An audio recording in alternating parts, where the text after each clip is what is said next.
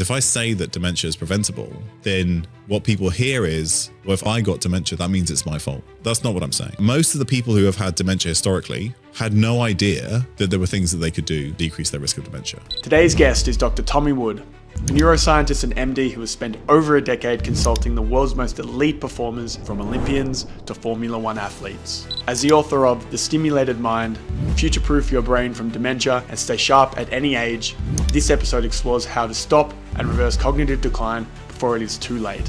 We explore why the stories we tell ourselves on a daily basis are often completely false, why brain fog is actually a neurological warning sign, the physiological cost of loneliness, and the truth about how we are over-optimizing our lives into a state of total frailty. But first, I asked Dr. Wood a very specific question. If somebody wants to make their brain perform as optimally as possible, what should they do? What I would do is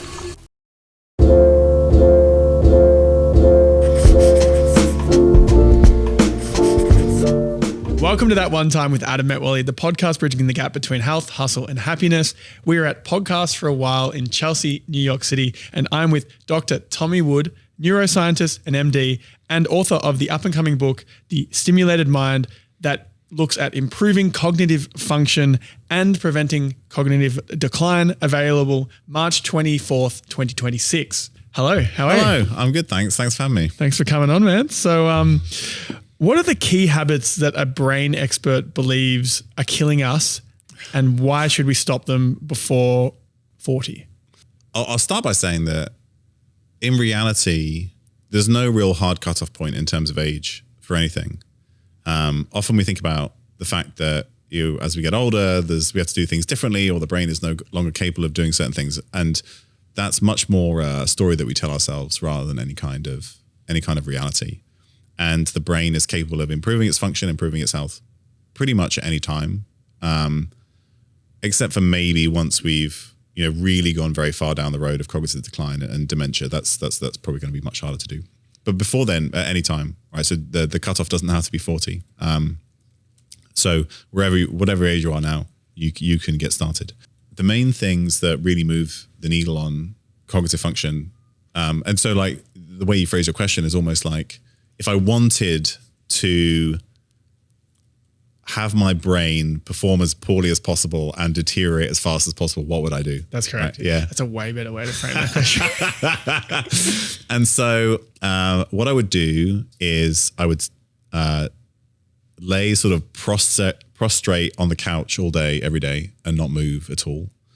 I would sleep very little, and at just kind of like random times of day, like have no real structure to it. I would eat a standard American diet, highly processed foods, very calorie dense, very nutrient poor, and I would overeat it, such that I would have metabolic disease, diabetes, and then while I was doing all of that, I would make sure that I wasn't engaging my brain in anything difficult. I would probably just scroll TikTok all day, or watch TV, or do nothing at all. Now, of course, for that last bit, those things are not inherently bad, right? I enjoy a good Netwatch binge session like the next person, but it's the absence of that, like really difficult things, no learning, no skill development, not engaging in anything that's like cognitively difficult. It's more not doing that's most important, rather than what you're doing instead of it. You tick all of those boxes. Oh, and I would also do this alone at home without any friends. And if you do that, that's a pretty good recipe for cognitive decline. Assuming I'm doing all of these things, what am I actually doing to my body on a physiological basis? A lot of the core mechanisms will revolve around worsening cardiovascular health and worsening metabolic health. So you'll have high blood sugar, which is bad for pretty much every organ, including the brain. And you'll have high blood pressure, which is also bad for the heart, for the brain. They are intimately connected. Then you're probably going to activate a chronic low-level stress and inflammatory response, both because of the absence of physical activity and the diet, but then because of the loneliness that is part of that. If you're just like at home alone, especially if you create a scenario where you feel lonely, right? That actually creates a physiological response that generates chronic stress and chronic inflammation, and that seems to contribute to why loneliness and social isolation are associated with increased risk of number of diseases, including dementia. So it's that, and then at the same time, because of the diet that I prescribed, you don't have the basic building blocks for neurons, the mitochondria that generate the energy in those neurons. And because of that, we sort of triage things, and the brain will take those the body will take those nutrients where they're probably more needed. Like, you know, the heart and the liver are still going to have to do their thing, even if you're not sat doing anything with your brain. So you will use those nutrients elsewhere, and you'll probably see a loss of brain tissue eventually because of that, because you just don't have the sort of like the basic building blocks to run it. So that's kind of like the picture of what you would expect to see. A quick side note, what's the difference between being alone and feeling lonely on a neurological basis? Yeah, it's a great question. So they're basically the difference is there's like it's like quantity versus quality.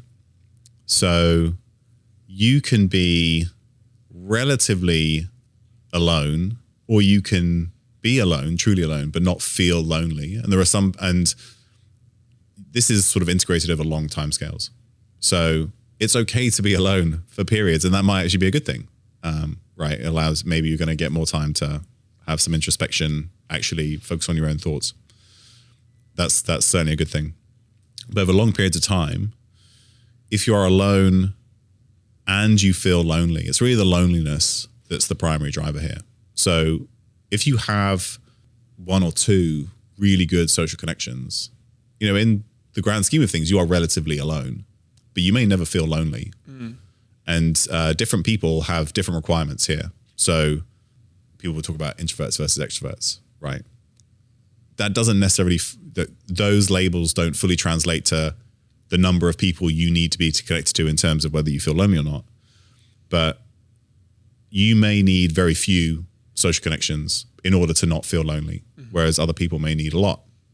So it's really making sure that you don't feel like you don't have anybody, and that loneliness is not necessarily driven by who's in front of you right now.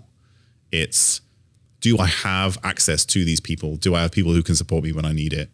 That's really a big part of it as well. And it's that gives you this sort of social information that the brain uses to kind of set certain things that then can impact our health. Now, flipping the script a little bit away from the things that are killing us, what would an ideal day look like, assuming you still have to work 8 hours and sleep 8 hours for optimum brain health? You know, if I could get rid of one thing from social media, it's that here's your, like, you know, that ideal day. Here's the morning routine. You have to do all that kind of stuff. Like, most of the stuff's complete nonsense.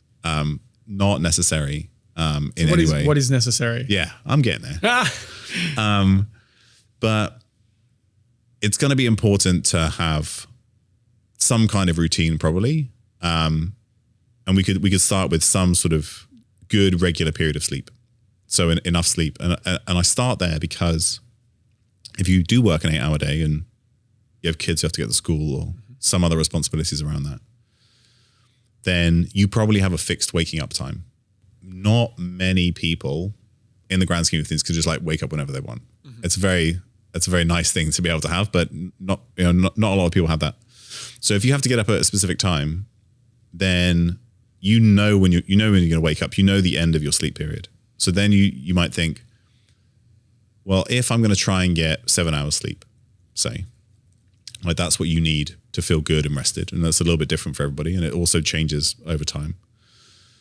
Then you probably need a bit more than that in order to get actual 7 hours of sleep, right? You don't get into bed for 7 hours and automatically sleep for 7 hours. You probably might want to add like 30 minutes to 60 minutes on top of that. So if you're going to get up at 6 a.m. and you want to sleep at 7 hours, give yourself 8 hours of sleep opportunity. So you need to be in bed by 10.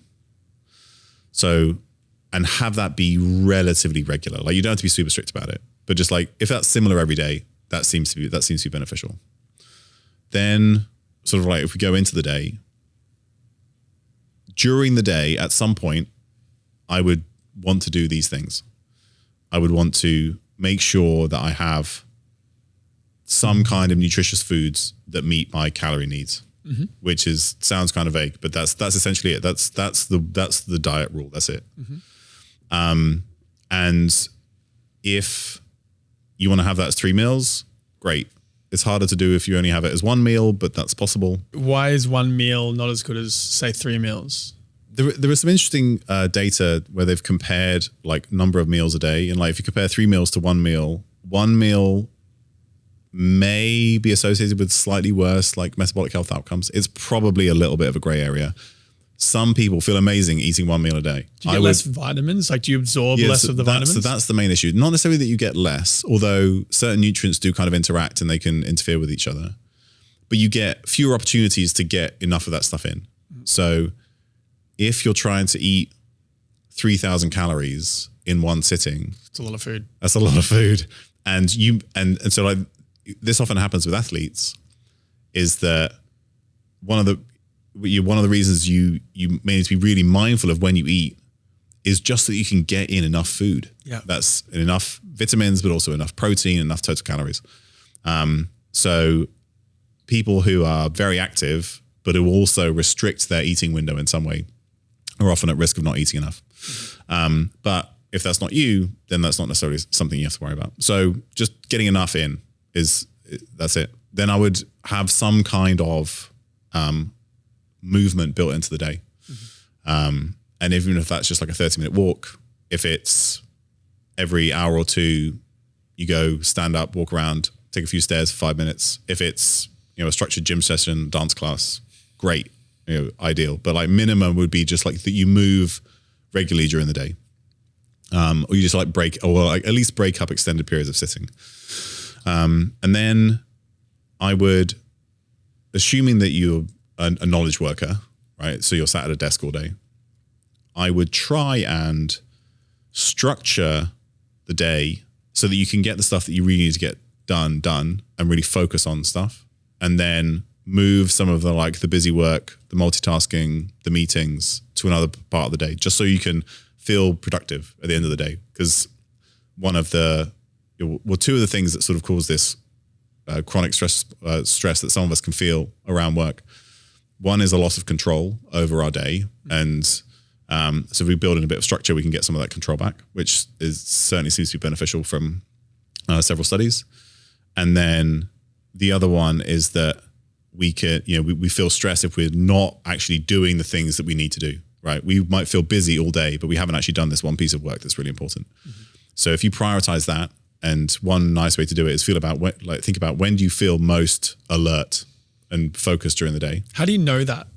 So there are a number of ways to do this. One is you just think about it. Like everybody will probably appreciate that there's some part of the day where they feel more alert, and it could be first thing in the morning. It could be mid-morning. Maybe it's 10 o'clock at night. Mine is like, I just get my best work done at midnight. Yeah. But then I sleep like shit and I'm up early and it just doesn't fit. So ideally you could do both, right? And if you can work late at that time, and a lot of people do get that kind of second wind late at night and still sleep well, then that's great. But if you can't, then you might try and shift that period to a different time just so that you can get better sleep. So just kind of like, it depends on your own. And so some of this is driven by chronotype, and you can do a test for chronotype. So I actually have a questionnaire in my book that sort of have people think about these things to kind of determine maybe when they might work best during the day. But some of chronotype is also driven by the environment. So chronotype's legit. Yeah, chronotype is legit. It's largely driven by genetics. There's a good book for it, isn't there? The Power of When. The Power of When. Yeah. So that's Michael Breus. Yeah. I mean, I'm not necessarily certain that I would like have to have people identify as dolphins or lions or bears.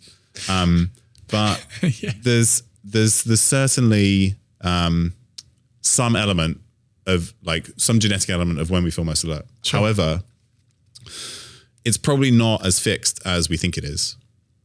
And there are some nice studies that were done out of the University of Colorado where they took, and at 2 different times a year, one in the summer and one in the winter, they took people out into the wilderness and had them go camping with no artificial lights. And what they found was that everybody's circadian rhythm and chronotype started, within a couple of weeks, started to be more similar to one another. Oh, really? Yeah. So it's a community thing. It's partly a community thing, but it's largely driven by light exposure. So when you're out in the wilderness, you get exposed to natural light. Sunlight during the day, true darkness at night. And so like the melatonin patterns started to shift. But so what happened is people who were like night owls started to look more like morning larks.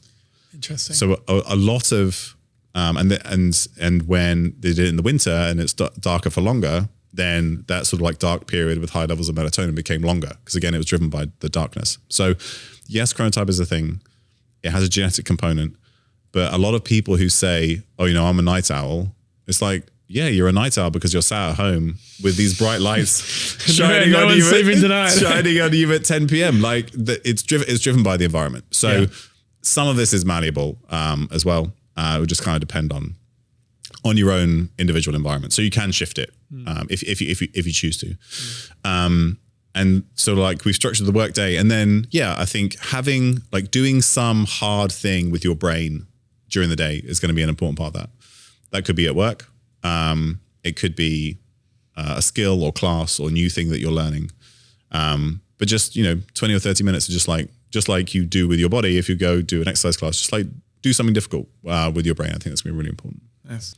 Something I was thinking, I recently went upstate for 5 nights by myself. And I found that I was still going to bed at 1, 2 in the morning, even though I was barely spending time on my computer.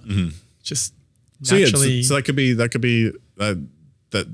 be part of your chronotype, but over longer periods of time, especially if you didn't have artificial lights. I had everything super dim. It was only really dim lights and fire.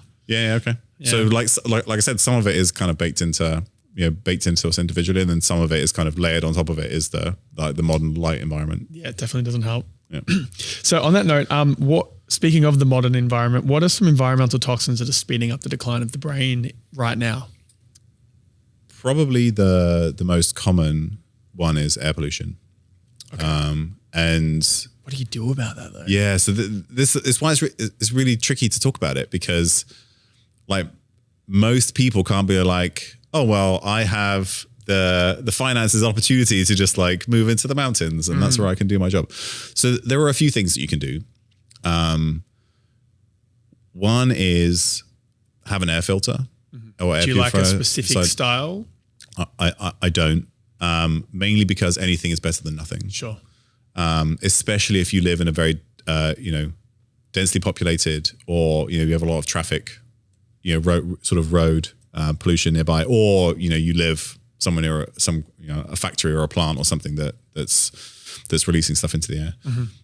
There was a really interesting study recently where they just had people put an air purifier into the rooms that they spent most of their time if they had high blood pressure, and they saw significant reductions in blood pressure in that group compared to a control group. Wow. And that's one of so how it affects blood pressure and oxidative stress and other things and potentially inflammation. That's one way that the air pollution is negatively impacting our health.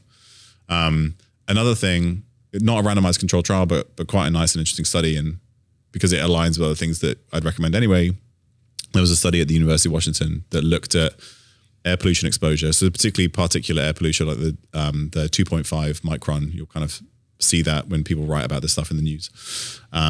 People who were exposed to more of that type of particulate air pollution had a higher risk of dementia, but only if they had low intake of B vitamins. Interesting. So those who had high exposure but took in lots of B12 and folate seemed to have less of a risk. So again, it's not a randomized trial, but I'm going to tell you to take enough B vitamins anyway. So what is enough? Even just like hitting the recommended daily allowance is a good start. But ideally what people would do is measure the levels of something called homocysteine in their blood, which actually any doctor can do. It's not a particularly fancy or expensive test. And that basically tells you something about methylation as well as B vitamin status. And in studies that have looked at people either who are beginning to have cognitive decline or at high risk of cognitive decline who have high homocysteine, if you supplement with just like a super cheap, the most basic B vitamin, again, not even anything fancy, you decrease homocysteine. So the ideal level is to get it for brain health is to get it at least below 11.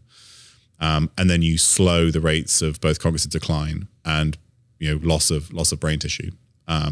So again, it's just like getting the basics done can have a really big impact. What's your ideal daily routine look like? So for me personally, yeah. So what I do, so yeah, I guess kind of going through.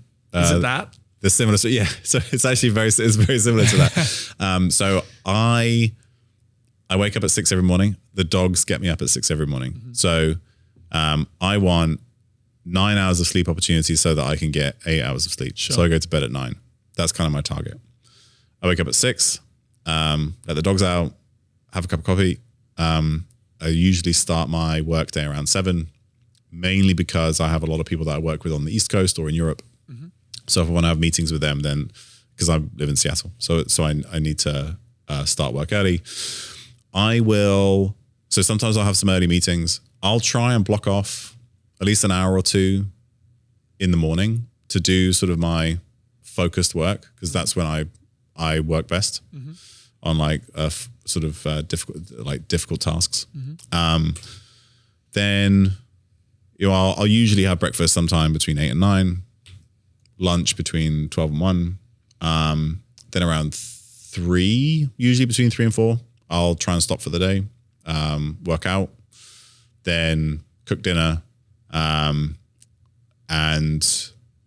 then have dinner with my wife, and try, like most days, try not to do any work in the evening. So try and keep it like really, even though I could have a 24/7 job, I do have a 24/7 job, but it could truly be 24/7. So I try and like really, as much as possible, put it into that defined period. Why do you do that? Mainly because if I work late in the evening, I don't spend any time with my wife. If I work late in the evening, I don't sleep as well because I'm constantly thinking about the work that I was just doing. For me, it's very noticeable. When there are times when I've got a deadline or something I have to do and I work in the evening, I'm much more likely to ruminate before I go to bed. And it's not even like because I'm worried about something. I'm just like thinking about that work that I was doing. Is there a good cutoff? What's the bare minimum cutoff to get a valuable break before bed? Yeah. Some people can just like switch off really quickly. I know those people. Yeah. For me, it's probably, and so like, as long as I'm not in that kind of state, like I fall asleep very quickly. If I'm in bed, I start reading a book, 2 minutes in, I'm like, I'm down. So I'm, and not everybody's that lucky necessarily. But like an hour or two is probably good for me. But this is why I try and have this like very defined I have a defined cutoff in the afternoon. Then I do things that force me to not do work. So I don't think about that. Right. So I create this separation with like a workout and then cooking dinner. Yeah. And I think that really helps. That kind of like sort of leads then into the being able to relax before bed. Makes sense. Do you work out late? So I work out usually between like 3 and 5. What's too late to work out? Too late depends on the type of activity. So maybe the environment a little bit as well. Sure. So if, you're in the gym, super bright lights, and it's right before bed, that's going to suppress melatonin a little bit. Like that might make it a little bit hard to get to sleep. But exercise probably only really affects sleep if it's within like an hour or two and it's really intense. Okay. What's like the definition of really intense in this situation? Yeah. So if you went and you were just like doing like a really, really hard sprint workout, a really, really hard, long run, maybe even like zone 4 and above or zone 3. Yes. So, it's in that kind of area. Probably zone 4, zone 5 for an extended period of time. It's going to increase heart rate. It's going to increase body temperature for a long period of time. That's going to prevent you getting to sleep. Mm-hmm. If you go for light jog, brisk walk, maybe even like a regular sort of resistance training workout, dance class. We love dance. Again. Bring out the dance class again. Probably all of that is fine, even within an hour or two of bed. Yeah, gotcha. I want to switch gears to the concept of brain fog, because I know a lot of people experience this. And what are the causes of it? I mean, it can basically be almost anything. Like that's part of the issue. So brain fog has a lot of overlap. So brain fog, there are some like questionnaires and like validated questionnaires for brain fog. But it's as an idea, it's relatively new, sort of in neuroscience and in neurology. So is there any basis? Is there any actual basis of reality to brain fog? Yeah. Oh, absolutely. So the subjective experience of a change in cognitive function or mood can certainly fit into that. So it overlaps a lot with what has been around for a while longer, which is called subjective cognitive decline. Okay. They're not fully the same thing, but they have a lot of very similar. So like when somebody says I have brain fog, you might go to a neurologist and say, well, you have what we would call subjective cognitive decline, which is basically you have noticed that your brain doesn't function like it used to. Yeah. And it could be, difficulties with word finding, changes in memory. It could be, a more depressed mood. Some people, it might be more anxiety. It might be poor sleep. So a lot of these things also overlap with symptoms of burnout, which are equally diverse depending on the individual. Mm-hmm. And so if we think about, sometimes people like to put like a formula, like, is it brain fog or is it subjective decline? I think a lot of it is it's essentially like the warning light in your brain saying something's not quite right. I see. And when you look at subjective cognitive decline, it's kind of built into these diagnostic pathways of like how much has your cognitive function changed, and eventually that can become bad enough that we would call it dementia. I see. At the stage of subjective cognitive decline, I could do a cognitive test on you, and it would look just fine, right? You haven't lost. You still are in the normal range, but you have the brain scans of a monkey. So it's really only you that's noticed it. Sometimes maybe your like a close loved one would notice something's just like a little bit off. So if you experience subjective cognitive decline, you have an increased risk of later dementia, but they are not. It's not definite, right? So most people who have subjective cognitive decline don't go on to get dementia, but the risk is increased. Mm-hmm. But it's generally considered that subjective cognitive decline, or we could call this brain fog, because I think a lot of times we're talking about the same thing. Those are probably completely reversible if you kind of put everything in the right place. So then it's the case of thinking about, well, what could be having an effect here? And so like all the stuff we talked about so far, the absence of that or the presence of that, depending on what it is, could be contributing. So some of it may be some kind of inflammatory or stress response. A lot of people experience brain fog after COVID. Some of that could be driven by the virus itself. Some of it can be driven by like the fact that we lost a sense of smell, and we know that when our senses change, that can change how our brain works. Some of it can be a downstream effect of being socially isolated and loss of certain stimuli. So the stimuli basically gives your brain new neural pathways, which then alleviates brain fog. Is that a crude way to think about it? So I mean, it's the presence of brain fog is because of the opposite, right? It's not getting these normal stimuli that help maintain function, and so because of that, function changes. So if you don't use it, you lose it, kind of scenario. That is essentially the whole thesis. That's the whole thesis of my. That's the whole thesis of my book. Yeah, exactly. But it could be other things like right. Maybe it's exposures that you're getting. Like maybe it's other things in the environment, air pollution. Maybe other things that are causing you to have poor sleep. I think a lot of this is going to overlap with symptoms of burnout. That's loss of control in the work environment. Feeling constantly stressed. That's impacting sleep. So like. Only you will know which of the things I just mentioned feels relevant to you. Yeah. But any of those, I think, could create this confluence of this feeling of brain fog. And sometimes you won't be able to identify it. So you might need some other blood tests or something like that. But one thing that I do think is important is appreciating that this is something worth paying attention to.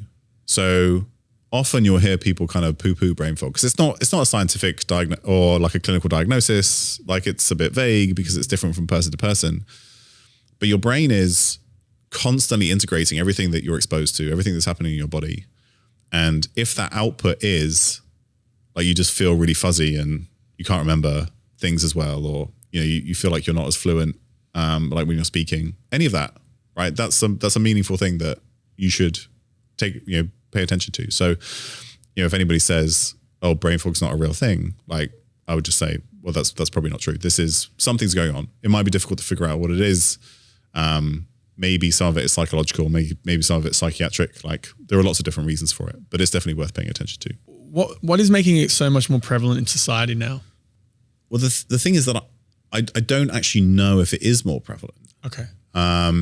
It seems subjectively that more and more people complain about things like this. Yeah. And some of that could be the total burden of things that we're exposed to, right? So the environmental burdens or? So I'm mainly thinking cognitive and psychological burdens.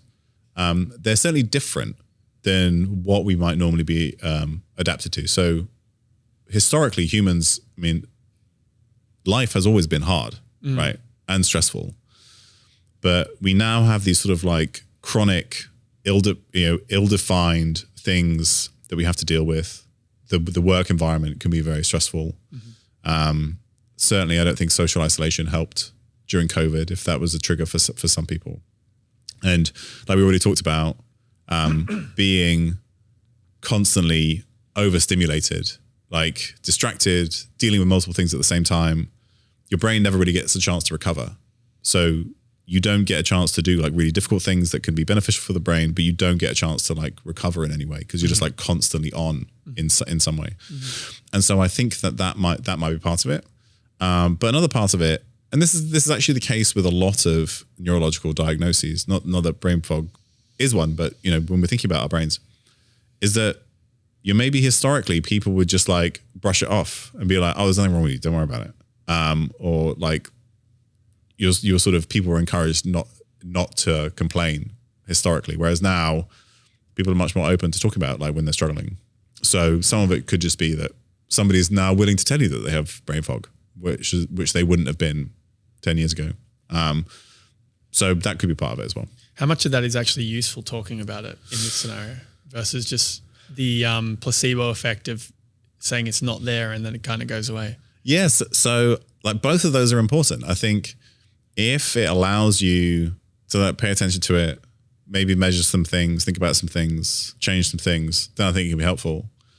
But if you constantly tell yourself, "I can't do this, I have brain fog, my brain doesn't work properly," you will manifest that outcome because you will stop doing the things that are really important for your brain. So I think you can definitely get to a point where being so focused on this idea that, "Oh, my brain doesn't work well," you will then, because of that, not do things that could help your brain work well. And then as a result, your brain won't work as well. So useful to pay attention to, but sometimes it's also useful to know that you can still perform even when you don't feel at your best. And it's really important to still engage in all of those things because those are the things that will maybe get you to the other side of it. Makes sense. So what are some steps that can be taken to reverse it if you feel like you do have brain fog? Yeah, in reality, it's just a little bit of you'll start with just a bit of a mental checklist of all the things that we've talked about. I think for a lot of people, it's going to be related to chronic stresses, work stresses, the work environment, maybe effects on their sleep. It could be related to nutrient status. It could be related to being relatively sedentary, which can certainly, like, even in just within a few hours, that can affect cognitive function that can compound over time. So then it's just thinking about, of all the things that we've mentioned, which of these kind of feels like something that what changed in the past year or two, and maybe there's a bit of a lag, right? What changed in the last year or two that seems to have preceded some of these things? Doing a bit of an inventory, thinking about, well, where can I start to make changes? And some of it is worth just think about for yourself, well, you know what, actually, maybe some of the getting to the other side of this is to actually engage in some of these other things again, or new things, physical activity, changing your diet, focusing on sleep again, trying to build some control into your work environment. It will just kind of depend on what you've experienced and trying to tally those things together. Just quickly though, I love doing this podcast. If it's positively impacted you in some way and you would like to support us, please subscribe.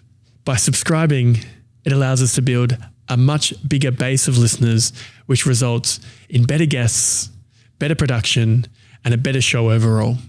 Alternatively, please take a look at the affiliate links of the products that I use and love in the comments below, and consider purchasing using those links. They'll give you a discount, and they'll also provide the podcast a small kickback. These are two very easy ways for you to support us as we continue to grow the podcast that we absolutely love doing. Thank you for your support, and now back to the episode. I wanted to talk about an experience I've been having actually around brain fog. So I recently found out I was exposed to mold and have gone down the rabbit hole of beginning to detox said mold. And I don't know how long it's been since I've had this, but I'm about 2 and a bit months into this detox, working with a clinic in the city, Extension Health. I don't know if you know those guys, but they do a lot of longevity medicine. And I've noticed in month 3 that my energy levels have increased dramatically, and it feels like a limiter has been released off my brain that I didn't know existed, because I just thought this is what my life was. But now I'm finding in the last few weeks that I'm getting home from a full day of things and having energy to continue to do more things. And my fitness is improving. Everything's improving. My recall is improving. I was like, shit. I've just been playing life on a handicap that I didn't even know existed for a really long time. So what feedback do you have around the mold story? It's mold is a really interesting one, because it's another one of those things where I think it's simultaneously gotten a lot of attention and not enough attention. And there are lots of people, sort of very extreme mold toxicity is described in the scientific literature. Black aspergillus, releases various toxins that can certainly have a neurological effect.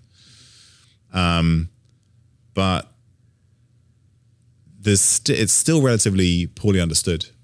So you could certainly imagine why your exposure to something like mold, or there are actually lots of different toxins that could be in the environment that could be affecting cognitive function and cognitive decline, but we just haven't really adequately categorized them all.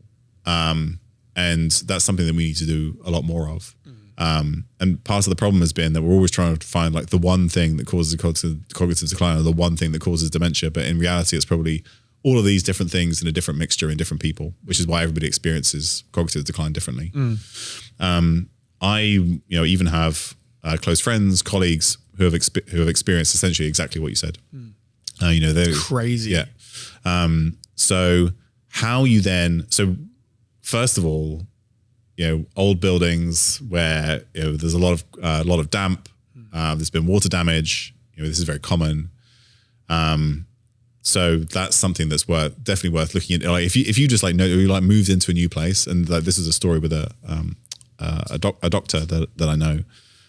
She and her family moved into a new place, and just everybody was suddenly sick all the time, and they couldn't figure out why. And then eventually they found that one wardrobe that was kind of a built-in, behind it was basically just all black mold, and then they moved and everything completely changed. They felt better immediately. So some of this is just, so some of this is just figuring some of this out. So that could be a factor for some people, but I don't know how common it is. So the other side of it is that, people who are out there talking about mold, they're we should never be exposed to mold in everything. In anything at all, right? Mold is always bad. It's always going to be toxic. But humans have been around mold and these, for long periods of time, historically forever. So I don't think that we need to be always worried that mold is going to be bad, right? Mold on food, mold in our coffee. But like black mold in buildings can certainly have a big effect, but I don't know how prevalent it is. Yeah. And then how you detox it. Again, it's a whole shit show. Yeah. It's been a shit show. And there are people out there doing it in really crazy, probably quite unethical ways. What do you mean? Well, just all of the different things that are recommended, all of the different supplements, we don't necessarily know what the best protocols are. So, and part of it is just people are flying blind, right? Because it does feel like it. Yeah. Everyone's guessing, and I just am taking 20 different things a day. Yeah. And I couldn't tell you, like, I feel great. Yeah. But I couldn't tell you what it was. And I mean, I think, you know, some of the people who've done a lot of work in this area, they've had a lot of success. Some of this is published, so people have access to some of it. But again, I think we're maybe even still just at the beginning of figuring out how to like really get to the bottom of it. Yeah. Well, I think I read a book a while ago. I can't remember what it was called, but it was basically, the argument was that all of the big killers in the modern world are basically from the same cause, which is systemic inflammation. Mm-hmm. So it seems to be not a far reach to say that something like black mold gets into all the different cellular pathways of your body, creates systemic inflammation, which then causes all these other problems. Yeah. So, and I'm not a doctor and I don't know what the hell I'm talking about, but that makes the words sound right. Yeah, it makes sense. That's half the battle. But that being said, microplastics are a very interesting topic at the moment, especially given the concept that they are lodged in components of your body everywhere you could find them. Yeah. And then this idea of systemic inflammation. So what's your understanding around the microplastics impact on the body, on cognitive decline, and what to be done? It's interesting because microplastics, they've become a thing in like the past sort of year or two. I mean, just in terms of like the public knowledge, but also the scientific knowledge. There've been some like scientific papers that have made a big splash, like microplastics in your balls. I was thinking about the one of microplastics in your brain, but microplastics in your balls. They both have a good headline. So I think there are a few things going on. One, it's very unlikely that having a bunch of plastic in your body is a good thing, right? Like I don't think anybody's going to argue that. You know, with plastics come plasticizers and phthalates. We know that they can have effects on cardiovascular disease risk, brain development, brain function. So what the plastic is made of is certainly going to have an effect. But then when you look at some of the estimates of how much how sort of the microplastics that we're exposed to, there have been there was like one study that was like, you eat a credit card's worth of plastic every week or something like that. And then another paper came out and said, they put the zeros in the wrong place, and it might be like 100 times less than that. Okay. Or maybe it's somewhere in between. So we're really just like, right. So we're really trying to like figure some of this stuff out. If we think about the study that looked at microplastics in the brain, because we're talking about the brain. Again, I think they found, several grams in some brains. Well, that's what they said they found. And that it was higher in individuals with cognitive decline and dementia. But is that correlation or causation? Well, exactly. Yeah. So there's a few reasons why it could be correlation, which is that when you have, almost everybody who has dementia has some element of blood vessel disease or vascular disease in the brain. And so if you have diseased blood vessels in the brain, then the blood flow isn't as good. It's more turbulent. It's slower. So if you have microplastics in circulation, it's more likely to get lodged in the walls, in the brain, which is like this really, really dense capillary network. Mm-hmm. So some of it could just be that the blood vessels in the brains of people with dementia are the types of blood vessels that are more likely to accumulate microplastics if they're in circulation, rather than the microplastics are there and then they're causing the problem. One other thing that hasn't necessarily gotten enough attention is we don't actually know whether that measurement of microplastics in the brain or in most of these studies in like parts of the body is correct. Because the way that you measure microplastics in a tissue is you take a piece of tissue and then you expose it to something called pyrolysis, which is basically using high heat, you kind of break it down and then you run it through like chromatography, either liquid chromatography or gas chromatography. I think they use liquid chromatography in these studies. But basically, when you take most plastics, and most plastics are polymer chains of carbons and hydrogens, when you break them down, a simple chain of carbons and hydrogens looks a lot like a saturated fat, because that's what saturated fat is. So a lot of what could be being picked up and called microplastics is actually just fat that's in those cells that's supposed to be there. And there's a ton of fat in the brain, including saturated fat, supposed to be there. And the technique that they use to measure microplastics in tissues can't differentiate between saturated fats and some of the breakdown products of microplastics. So some people have said that when we're being told there's X amount of microplastics in these tissues, they could be overcounting because they're accidentally counting fat as microplastics. So how do you figure this out then? The answer right now is we don't know. Okay. There'll probably have to be different techniques to like really figure out what's plastics versus fat. I'm sure some of it is plastics, right? I'm sure of it. We're exposed to enough of it. It's in the air. We breathe it in. It's in foods. We eat it. Some of it's going to get across the gut. Some of it's going to get into the circulation. I'm sure some of it is real. So right now, I think the best bet is to do what you can, but not go crazy about it. Yeah. So try, minimize the foods that you eat that are stored in plastic, especially plastic that gets heat stressed or, gets hot. So don't eat credit cards. Don't eat hot credit cards. Yes. Yeah. If you attempted to grill a credit card, don't do that. Only if it's an Amex Platinum, because that's made of metal. So like simple stuff like don't microwave your food in plastic. The more food you can just like get as whole food that's not stored in plastic, probably the better. When you're cooking, maybe minimize the amount of like non-stick stuff, because especially damaged non-stick like pots and pans, they seem to release a lot of microplastics. And then also PFAs, which seem to not be particularly good for us either. If you're using cooking utensils, use wood or metal rather than plastic. I think those kinds of, some of this stuff and like related compounds can end up in the water. Get a basic water filter, or just like a basic air filter if you need one. Like something is probably better than nothing. Even though water in general is very safe. But actually, a lot of these things kind of are in there. There's still a lot of lead in certain pipes in certain water systems in the US and UK and other places. So I think if you cover some of those basics, you're going to minimize most of your exposure, and that's probably going to have the best kind of effect. Check your water filters as well, because there's many Brita filters with mold all through them, which is disgusting. Because what happens is if you have like a water filter in the fridge, and then you change the filter and then you use the same filter for like a year and you never think about changing it. Disgusting.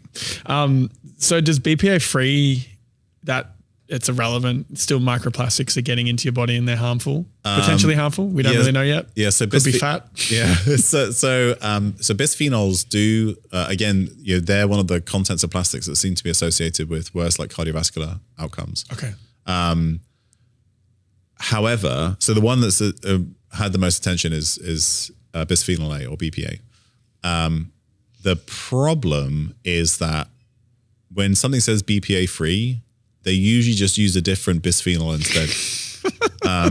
So it doesn't have BPA in it, but it has a different compound that essentially does the same thing. So technically, they are not lying when they tell you that it's BPA free, but they don't say bisphenol free. It's all a scam, isn't it? Yeah. So unfortunately, all of these, and again, like I wouldn't go crazy about it. Just like control your controllables. Like which of these things are you able to minimize? That's a great place to start. Speaking about saturated fat in the brain, I'd love to talk to you about the battle of high cholesterol and brain health and whether it's fear-mongering or it's relevant. It's definitely relevant. So high cholesterol is important in the body? So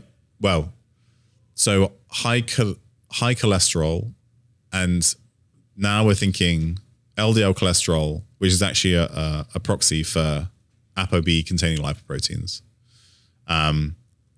is a risk factor for dementia and cognitive decline.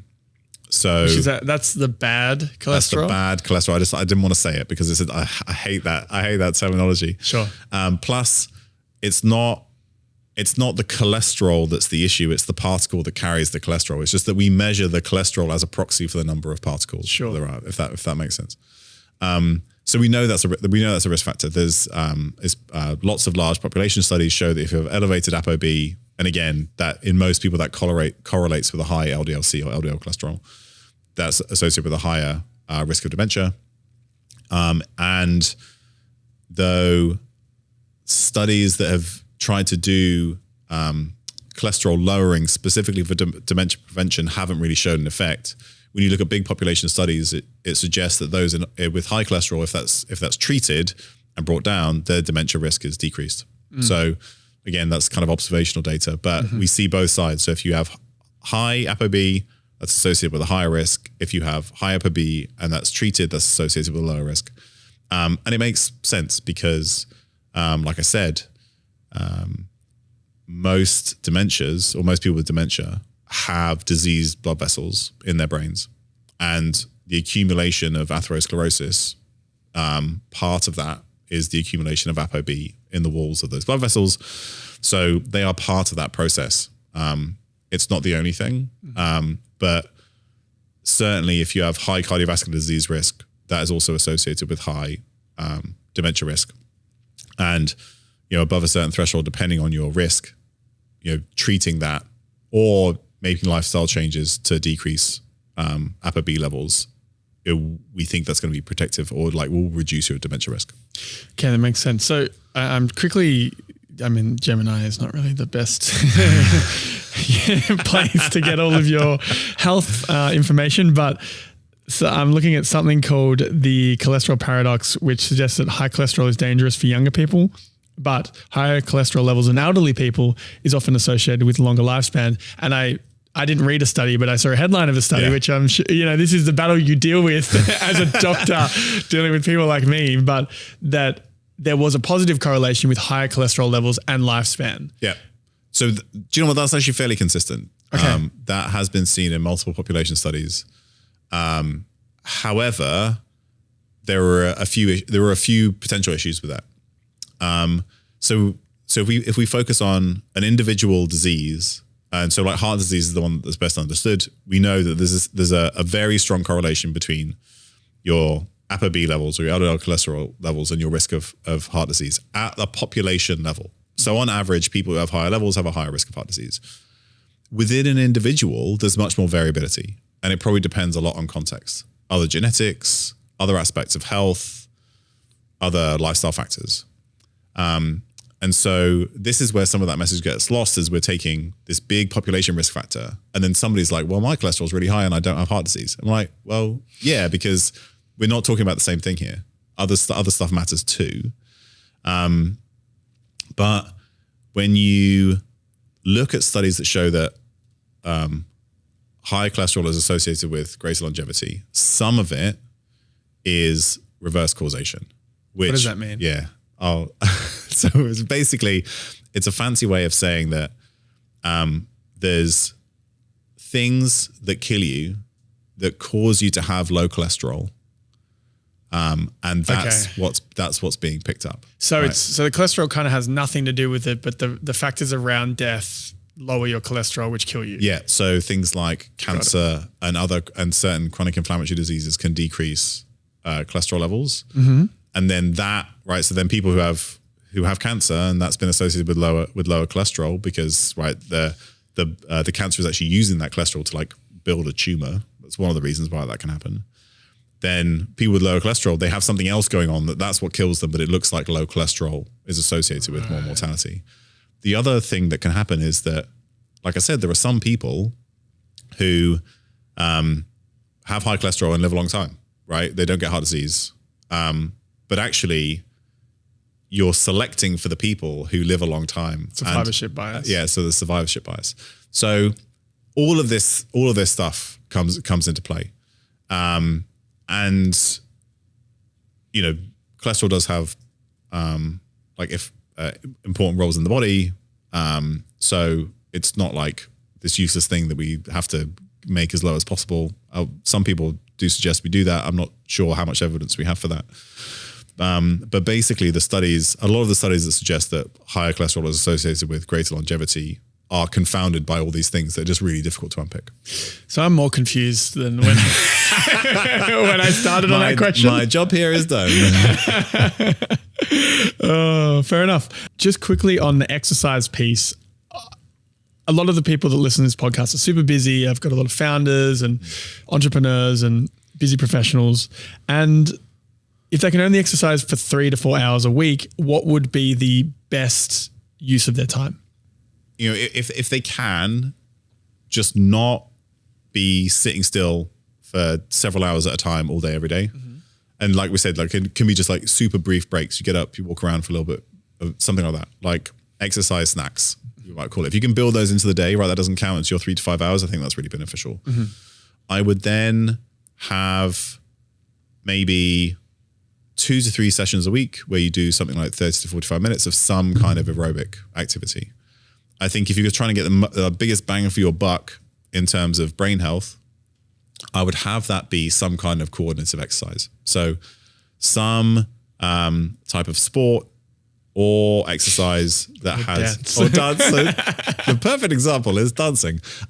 But it could be a team sport, a ball sport, a board sport, anything that sort of like gets you in an unstable or slightly unpredictable environment. You're having to constantly react, requires more complex motor skills. If it's in a social environment, it has that has a benefit. So badminton, table tennis, pickleball, surfing, skateboarding, martial arts, as long as you're not getting repeatedly punched in the head.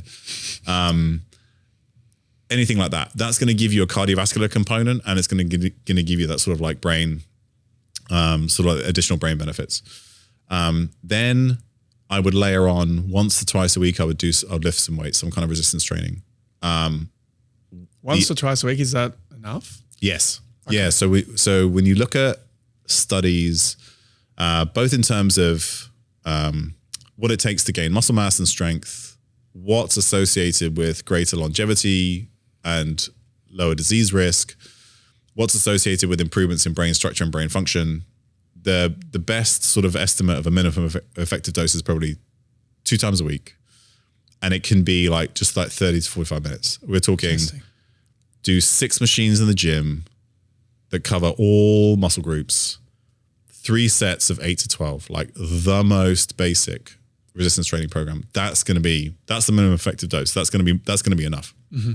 Of course, if you want to get bigger and stronger, you have to do more, but that's probably going to be enough for most people. And then, once you're doing all of that, the final piece, I might think about occasionally doing some, maybe once a week, depending on what your coordinative exercise looks like. If you're playing, what we would call football, or it depends if you're like not Aussie rules. I'm thinking soccer. Soccer, yeah. If that includes like some sprinting and that kind of stuff, maybe you're getting some of this already. But like some kind of extended, really hard cardio type exercise, some kind of sprints where you just like work really, really hard for a short period of time. Could be anywhere from like 10 seconds to 2 or 3 minutes, and then take some rest, and you do that a couple of times. Lactate does some really interesting things for the brain. So that would be like the final piece I'd layer on. Okay. So lactate is not a negative, because you hear a lot of minimizing lactate when you're exercising. Oh yes. So in terms of being able to perform at a really high level in endurance exercise, yes, your ability to clear lactate can become important, and you can train that. But lactate is not just this waste product that we're trying to get rid of. You produce lactate to try and help decrease or buffer some of the acid that gets produced in the muscles, and that kind of stuff that causes the burn. Lactate accumulates at the same time, but it's not lactate that's causing the burn. And it's your body is actually trying to buffer some of that. That's why it produces lactate. But lactate actually goes into the brain and it activates production of things like brain-derived neurotrophic factor, or BDNF, which is like this really important molecule for like helping to support the growth and function of nerves and their connections in the brain. And so one way that exercise supports brain function is by producing lactate, which then goes and stimulates BDNF production in the brain.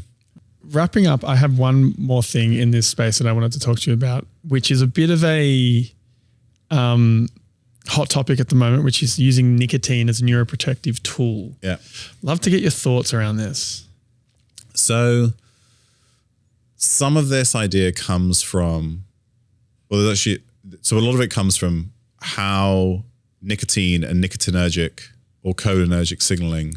And so the reason why nicotine has these effects is because it binds to acetylcholine receptors, a certain type of acetylcholine receptor called a nicotinic acetylcholine receptor, named so because nicotine binds to it and activates it. And acetylcholine is really important for things like focus and attention, as well as for memory and coding. So like actually information comes in and you start the process of storing it. There's some epidemiological evidence that suggests that people who smoke have a lower risk of Parkinson's disease. And that's thought to be because activating those cholinergic pathways can help to keep some of those dopamine dopaminergic neurons that you lose in Parkinson's, can sort of like keep them functioning. So in people who are at high risk, that may be beneficial. In individuals with Alzheimer's disease, one of the ways that's treated in terms of the symptoms is not nicotine, but it acts along a similar pathway. So it's use cholinesterase inhibitors. So it's drugs that stop acetylcholine from being broken down in the synapse. So it like binds the receptor for longer and keeps that activated. That doesn't stop the disease process, but it helps with some of the memory and other sort of focus and attention symptoms, at least in the early stages of the disease. So we know that acetylcholine and those signaling pathways are really important for certain parts of cognitive function. So we also know that, talking about nicotine is tricky because as soon as you talk about nicotine, people are like assume you're talking about vaping or smoking or something like that, which have their own negative health effects. But if you just talk about nicotine as a molecule itself, when you give people nicotine in randomized controlled trials, you improve certain aspects of cognitive function, some aspects of focus, working memory. And this is sort of in the like 1 to 4 milligram-ish kind of range. Now, though that combination of things has kind of led people to say, well, we could sort of like take nicotine chronically to help support long-term brain health. But I would say that we don't necessarily have good evidence for that. So people could use it in a targeted manner if it boosts a specific cognitive function that's useful for them, occasionally, and sort of use it in that way. I have no issue with that. However, when we think about these kinds of drugs that affect the brain, often we'll use this term nootropic, right? People have heard of that. But nicotine is not a nootropic in the purest version of that word, which has kind of gotten muddied. So what's a nootropic? Yeah, so a nootropic is something that boosts cognitive functions, has minimal side effects, and does not create tolerance or dependence. So you don't start to lose the effect of a certain dose and therefore need more to get the same effect. So coffee is not even a nootropic in that case. Caffeine is not a nootropic either. The baseline stack of nootropics is like coffee and L-theanine. So it's not even... Yeah, no. So in terms of the truest definition of nootropic, caffeine is not a nootropic. I see. The combination of caffeine and theanine gets closer because L-theanine counteracts some of the negative effects of caffeine. But nicotine creates both tolerance and dependence, right? So you need a higher dose to get the same effect, and you become dependent on it and you get withdrawal symptoms. A true nootropic shouldn't create withdrawal symptoms. So, and caffeine does as well, right?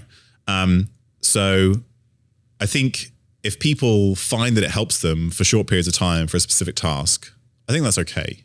Right. I feel the same way about coffee, but it's not something that I'm going to rely on regularly because there are these other downstream parts of it that, don't necessarily achieve what I want them to. Sure. Yeah. I heard something about this and then I bought some nicotine gum and then I had one and then I nearly vomited. How many milligrams was it? I feel like it had a 4. Okay. So 4 milligrams, that's a lot. Maybe for not. Somebody, Maybe I can. No, I mean, you can definitely get nicotine with, so, when I've had people using this, like you might get a 1 milligram piece of gum and you start with like a quarter of it. It's like a quarter of a milligram. That's like a good starting dose. Let me see. It was 4 milligrams. So I just jumped into a 4. That's a good dose to start with, definitely. Mate, I felt so ill. And then an hour later I was like, crazy. Wild ride. So I like to wrap up each conversation with some general questions on the philosophy of life. Okay. So what has been one of the biggest things you changed your mind on over the last few years? One thing that's been really impactful for me, and some of this came from writing the book and some of it sort of started a bit before that. And I think as a general, or maybe I'll start with a specific example that was more book related and then like the general concept that I think I've been kicking around for a little bit longer. But I historically, and you can ask my wife, don't do that well if I don't sleep well, right? Sleep is really important for like my general function. It's not the same for everybody, but it is for me. But I got stuck in this pattern of if I didn't sleep well, I would assume I wasn't going to function well. And I'd almost think myself grumpy. I'm like, oh, I didn't sleep well. So now I'm just going to be really like cantankerous and I'm going to struggle today and all that kind of stuff. Yeah. I used to be like that too with food if I was hungry. Like that concept of hangry is bullshit. Yeah. So I also experienced a lot of hangriness back when I was a rower in university. And don't have that issue anymore. But like with the sleep thing, when you look at the literature on the effects of a night of poor sleep, it actually does very little to cognitive function. Oh, really? You're actually just going to be fine. The brain kind of adapts in certain ways to maintain its function.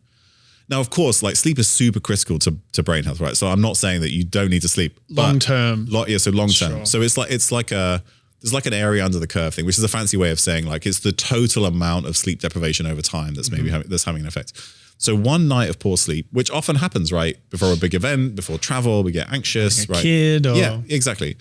So one night of sleep deprivation, or even 2 or 3 nights, you're probably going to be just fine. Two things are more likely to change. One is mood is more likely to change than performance. So you actually perform just as well. You just feel grumpier about it. And speed decreases before like actual complex performance. So like you might be a bit slower, but the quality of the work that you do is actually just as good.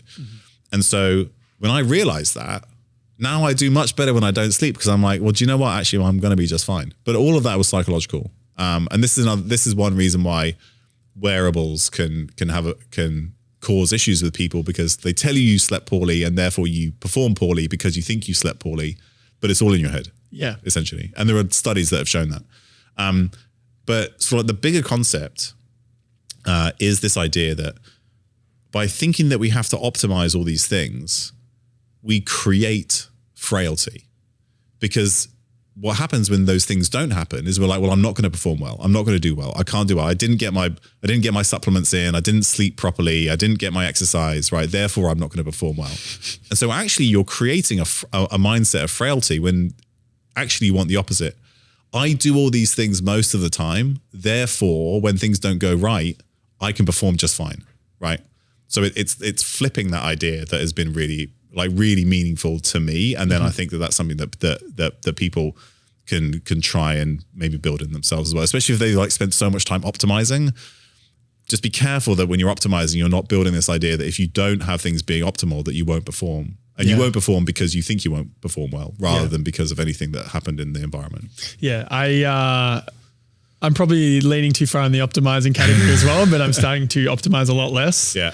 And it's been partially in part of living with my roommate who I've seen start a business last year, work full time, start this business on the side, work crazy hours in 12 months, raise on a $20 million valuation, be in the Forbes 30 under 30. And this dude just like locks in for hours and hours on end, exercises sometimes, eats like shit, drinks a ton of coffee.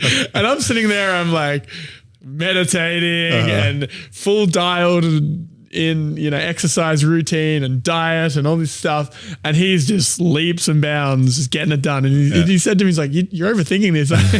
Just get up and do the work. Over long periods of time, right, he might start to feel the effects of some of that. But I think that the ideal scenario is somewhere in between, right? Yeah.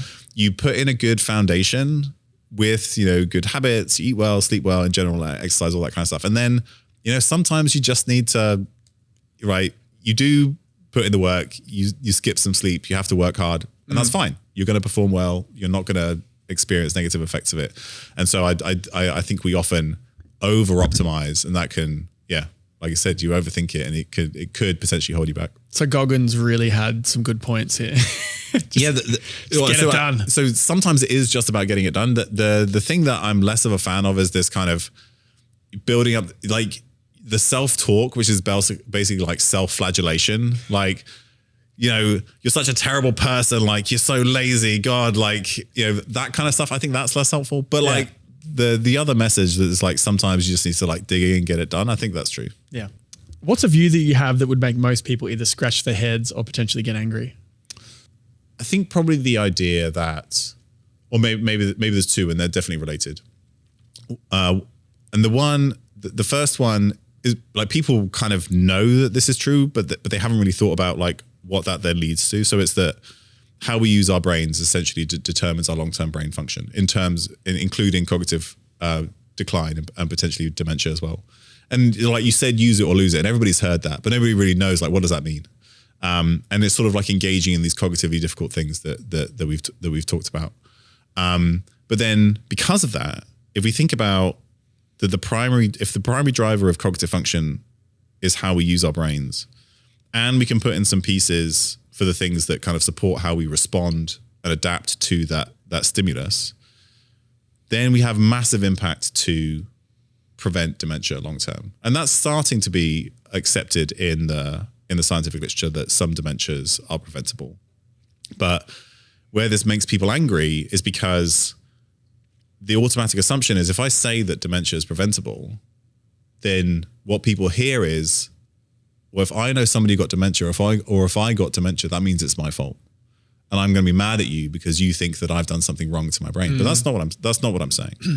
But is that not true? To a certain extent, but it really depends. Like, the framing is really critical. So one is that most of the people who have had dementia historically had no idea that there were things that they could do to decrease their risk of dementia, right? Yeah. So if you don't know, you can't act. Yeah. The second part is that when we're talking about dementia prevention, we're talking about it at the population level. Mm-hmm.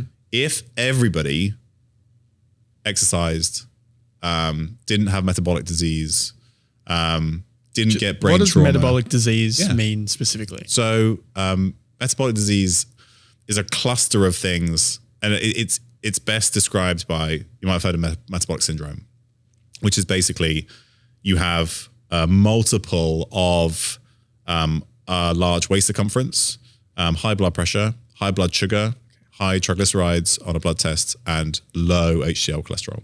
So the good cholesterol. The good cholesterol. You're like, why do you make me do that?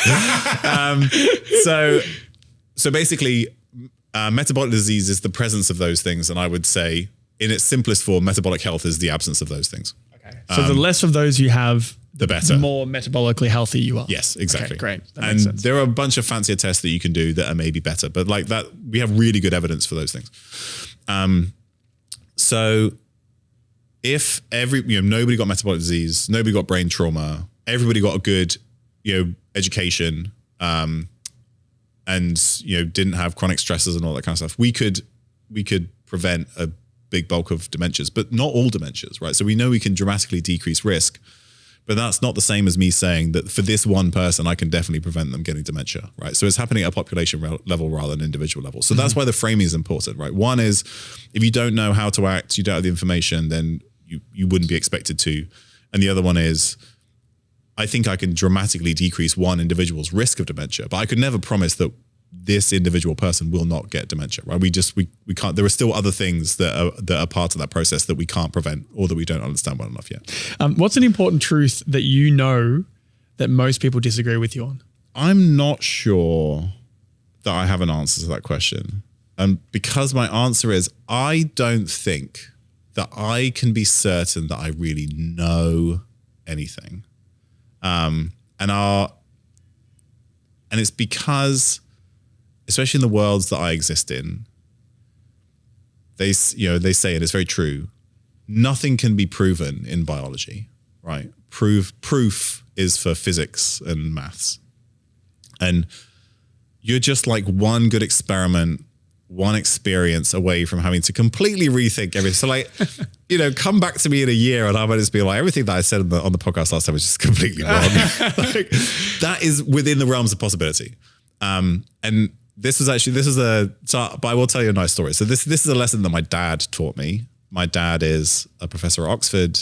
He's, very, incredibly well respected in his field. He's a geologist. He's a type of geologist. He's a, experimental petrologist, but nobody knows what that means. So he's a geologist. And, he publishes in all the fancy science, like he's published in Nature, like countless times, some of the top scientific journals.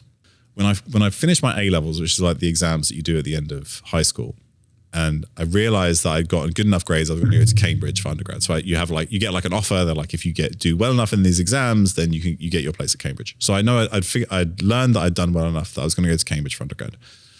And it was either the first or the second thing he said to me. I can't remember if he said congratulations first or second, but like the other thing that he said to me was, remember, this doesn't mean you actually know anything.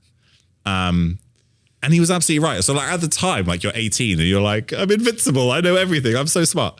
But I've kind of taken that lesson to heart more and more over the years, because there have been so many times when I've been wrong. Like 10 years ago, I knew that low carb diets were going to solve all chronic health conditions. Right. And I'm just wrong. I was wrong about that. Like they're a useful tool, certainly, but they're not like the be all and end all. And so like there have been so many times when I have known something and I've been wrong about it. So I don't have a good answer to your question, because I can't be certain that I actually know anything. How have you developed the ability to maintain humility in what you don't know, yet confidence in communicating to other people that then rely on you for that information? You actually know, we know this from a lot of studies, that actually the confidence is really important, right? Because if you're trying to help somebody, if you feel confident in the information, then when they do the thing that you tell them to do, they'll experience better effect. It's crazy. Yeah. So it's warping the world into your reality. So they've done studies where they give people placebos, but if the doctor believes this is a real drug, the patient benefits more from it because they've really sold it, because they believe that it will have an effect, even though it's the same placebo. But if like they don't believe in it, right, it has less of an effect.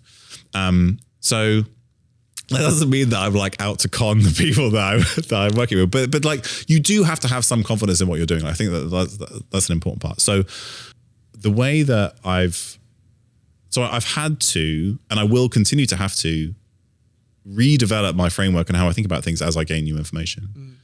But part of it has been like, how do I like finding ways to kind of bolt together all these different ideas such that if like the framework is wrong, if like one specific thing is wrong, like the framework still kind of makes sense and can be applied. So like I think that's an important part of it. And then you'll have noticed that all the things that I focused on today are things that people already know. And so like I just finished telling you that I can't be confident that I know anything, but I think that there are like these core things that humans need in order to be healthy and function well, that kind of fits into that framework that I was talking about. And I think I can be confident in that. So I've kind of moved more and more towards these areas where it's just so fundamental to our physiology that anything that kind of fits into that framework in terms of then applying it to an individual, which could be doing blood tests, doing some kind of training, doing something else. It fits into that framework such that I'm as confident as I can be that it's going to be right. Yeah, that makes sense. So what about the complex systems like biology force us to throw out everything we know on a dime? Yeah. So it's basically because we're not at a point yet where we can completely model how all this stuff works. Mm-hmm. And we also can't measure all the things that we're exposed to and all the things that are happening at the same time. And so we just don't have enough knowledge or ability to simulate our reality. So yes, but there's a possibility that we will never have enough knowledge. Like, I think the most likely outcome when it comes to neuroscience is that we will never be able to fully understand the human brain. Really? Yeah. Regardless of how much data we collect. There was a recent study that mapped a tiny part of the mouse brain. And this is the mouse brain. The human brain is thousands of times larger and more complex. Depends on the brain. Yeah. Even the simplest human brain, much more complex than a mouse brain. And it took up like hundreds of or thousands of terabytes of data, and hundreds of people and $100 million to map this tiny part of the mouse brain. And that's just what neurons and cells are there. It's not what are those cells doing. It's right. Wow. It's just like looking at a map of New York on Google Maps versus all the people and cars and stuff moving around and all the different lives people are living. Like the amount of information that we actually have about the brain relative to what we would need to do that is so mind-bogglingly different that I'm not sure we'll ever get there. And so because of that, what we do is we try and boil this down to very simple questions that we can answer in a lab. This is the scientific process of reductionism. You try and isolate everything else so you can change one thing. But the problem is we do that in like mice, and the vast majority of stuff that works or doesn't work or explains something in mice in the lab is not relevant to humans. Right. Either because their physiology is different or because the environment that we exist in and all the other things that are happening, there are other things that are much more important. So like that effect is just completely washed out. So we are still just like so far away from truly understanding the system. So it's not that we have to throw things out. It's just that the information we've gathered so far hasn't been enough to kind of get us all the way to what you might call the truth. And in reality, this stuff is incremental. It's unlikely that the things we talk about today have to be completely thrown out. But it's very unlikely that we'll have to update them enough such that when you talk about it, you would be saying something different. And it's just because of all those different things, plus I mentioned this idea of isolating variables. There's definitely lots of parts of biology where you cannot isolate variables. So to give like a really concrete example, if you asked me which bit of dancing is the bit that's important for your brain, my answer is all of them and all of them together. Yeah. Right. And I think by trying to isolate the movement versus the music versus the social, you create something that's no longer similar enough to the final product that you can actually fully understand it. So I think this idea of like really isolating the components is also holding us back to an extent. But then we also have to be comfortable with the fact that we don't fully know how everything works. Mm-hmm. So if you were to distill that, it basically means it's generally the concept that the sum is greater than the constitution of its parts. Absolutely. Yeah, makes sense. So is there anything you're excited about at the moment that you'd like to let listeners in on? like in the world of science, whatever for your world, the world, dancing. Yeah. So, I could probably do one of each. So I'm very excited about the sort of the technologies that are coming in terms of that we can use to stimulate our brains to improve function and prevent decline, and maybe even treat some neurological disorders. So that is a big bucket of things, but it can be stimulation with light, stimulation with electricity, stimulation with magnets or magnetic fields, vibrations, then complex cognitive training with things like virtual reality systems, which are going to get much better. They can be used as a much better diagnostic tool for diagnosing changes in cognitive function. Some of them do like eye tracking, which can be really important for diagnosing some of the effects of like a concussion. So we're going to get much better at understanding how the brain is working in a given individual, especially if they're experiencing some symptoms. And we're going to get better at stimulating the brain in order to support recovery or support function. So I'm really excited about that whole like big bucket of technologies that are coming. Yeah, it's super cool. And then in the shorter term, obviously excited about my book coming out, sure. Which is very related to that because it's called The Stimulated Mind. Mm-hmm. And the premise being how you use your brain is how it determines how it functions. And there's I think that ideally people would focus on ways of stimulating their brains by engaging with the real world and learning new skills and doing creative pursuits and that kind of stuff, which we know is very beneficial for brain function. But for some people, some of these technologies are going to be a really nice layer on top of that. Yeah. And where can people find you if they're interested in learning more about you? The easiest place is, one is Instagram. So at Dr. Tommy Wood on Instagram. My website, drtommywood.com.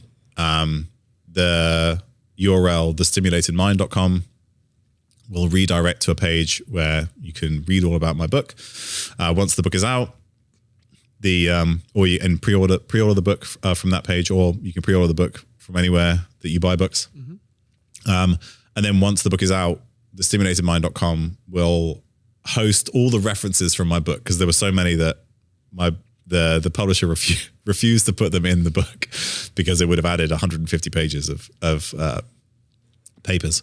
So the references will all be on the website once the book comes out. Nice. And my last question for you is, why do you think we're here on Earth? Random chance.